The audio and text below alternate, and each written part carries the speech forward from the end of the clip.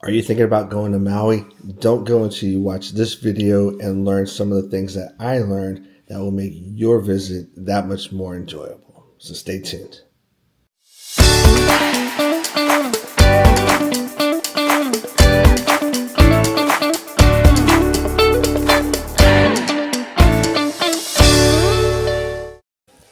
The first thing I want to talk about is driving in Maui.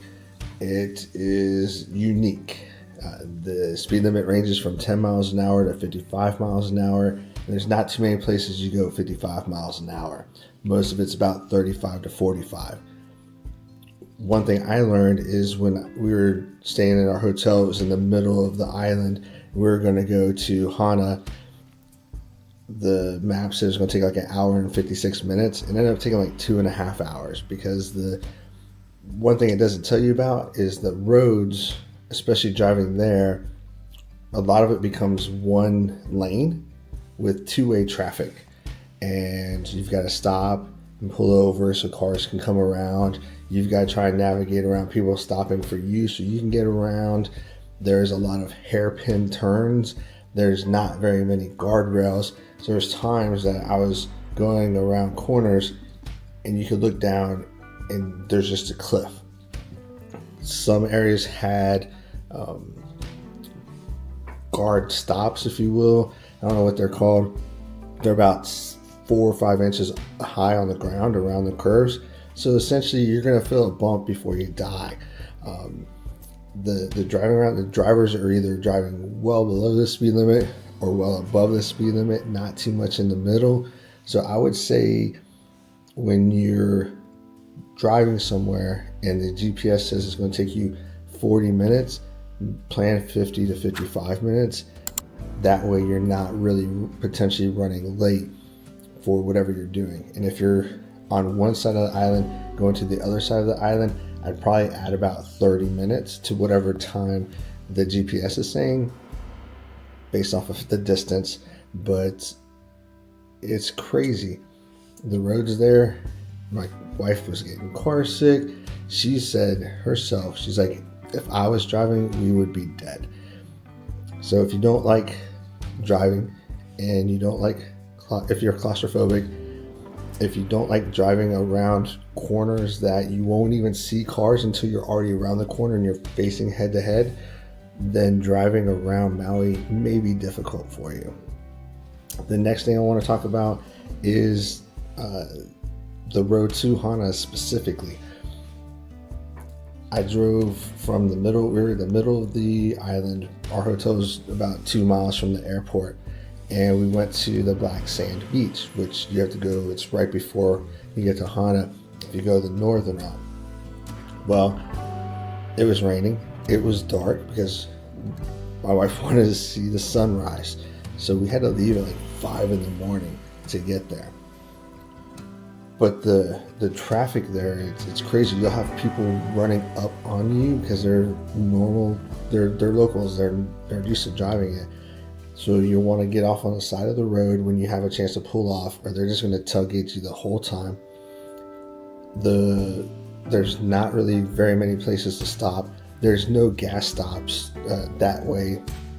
So if you have to go to the bathroom, make sure you go before and make sure your gas tank is full, because until you get to Hana, you're really not going to hit anything. And when you get to Hana, I was expecting a little bit more, but there wasn't really that much there either. But when you go to a lot of these little pull-offs, there's no bathrooms at all. So if you have to go to the bathroom frequently, I wouldn't drink a lot of fluids before you travel. There are some pull-offs, and I wouldn't get into like the kind of rental car you really need, because we got a Dodge Challenger and that wasn't really the best car for Maui. But when you're driving that road, make sure you're planning plenty of time, because you will have to stop. You'll want to stop, and because on the one route, you're going to come across this huge waterfall and you're going to want to get off. And you can actually go down into the pool and the waterfall. So if you plan that route, plan that time into it. If you're not on a schedule, plan going down to the waterfall and even swimming in that little pool underneath of it for a little bit. we didn't know that we were going to come across that, so we didn't plan. The next thing I want to talk about is your rental car. I really highly recommend you get an SUV or a Jeep, because a lot of the pull-offs, it goes from asphalt road to like gravel road, and you'll have about a 2 to 2.5 inch drop. And there are some places that were more, and I didn't want to take the Challenger down there and scrape it. In fact, on some of the parts of the Honda road, I was bottoming out the Challenger, so you could hear it scraping periodically on the main road. So I would really highly recommend that you get an SUV, maybe a Jeep, to go explore the island if that's what you plan on doing. If you're going to be staying in the main cities, then you can probably get away with whatever. But if you want to explore the island, which I highly recommend that you do because the scenery there is beautiful, I really recommend you get an SUV or a Jeep. And yes, I know technically a Jeep's an SUV. It's a Jeep thing. I don't get it, but they like to be called Jeeps. Hotel location. Depending on what you want to do, if you plan on exploring the whole island, I really recommend you get a hotel that is in the middle of the island. So Maui is basically 2 volcanoes with land across those 2 volcanoes. And then this, what I call a saddle, right? Because you have 2 mountains, and in the center, it's like a little saddle. If you stay inside that saddle, you're going to be like an hour to Lahaina. You're going to be about an hour and 50 minutes to Hana. But if you're at one end or the other, it's just going to add like another hour to your driving one way. So really round trip, you're adding 2 hours to your trip. Plus, if you stay in that saddle, if you're doing whale watching, if you're doing snorkeling, if you're doing like charter fishing, most of the likely it's going to be happening really close to the airport. So if you're already in that area, it's going to make getting to those destinations that much easier. Let's talk about beaches.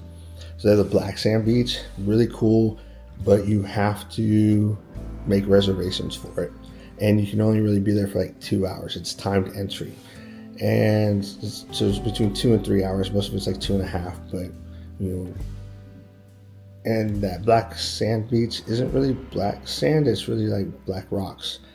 It's really cool to go to, very beautiful, but if you're looking for a place you can stay for a long time, that is not it. The beaches some of them are very hard to get to because Maui is just like cliffs. So if you're looking for beaches that you can just relax at, then you really need to go to like the Lahaina side where the resorts are at, and you'll have beaches there. Now let's talk about Lahaina.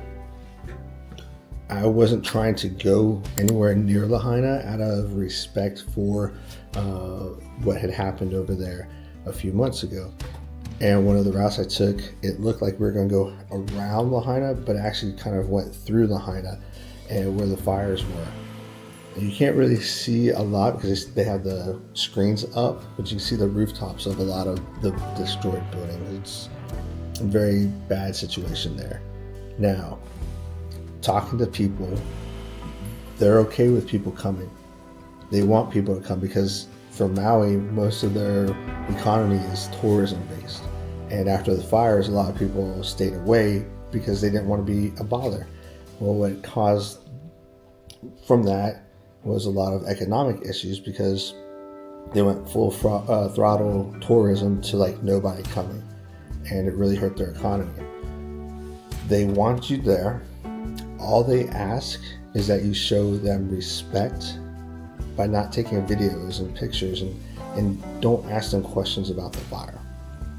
If you can show them that respect, they're perfectly fine with it. In fact, I would recommend that if you're even going to be on the Lahaina side, you make a stop there and support a local business. Get some gas there, get some food there, maybe even just stay in a resort nearby just to help that tourism activity. But every tour that we went to, they were very thankful that we were there because of how involved their economy is with tourism. And everybody we talked to, they just said, hey, we're cool with you coming, just show us some respect and some privacy. And that's really it. So as long as you can be a mature person and not intrusive, then go visit Maui and have some fun. But those are kind of my tips on Maui. The key things are hotel location, find somewhere in the middle unless you plan on just crashing on a beach and staying in the resort the whole time. Rental car, get an SUV, truck, or a Jeep. And then if you don't like to drive, or you get scared driving, or you get motion sickness, and you don't want, you either take some Dramamine or don't go, because those roads are very curvy and hairpinning. But if you have any questions about Maui, let me know. I'll be more than happy to share my experiences and my thoughts with you. But one thing I would encourage you to do, I would say we did about 80% of the time, is support a local small business. So we stayed at a local hotel. We didn't stay at a resort or a chain hotel. And we try to eat most of our meals in a local establishment versus, a franchise and stuff like that. So take care, and aloha and mahalo for watching my video.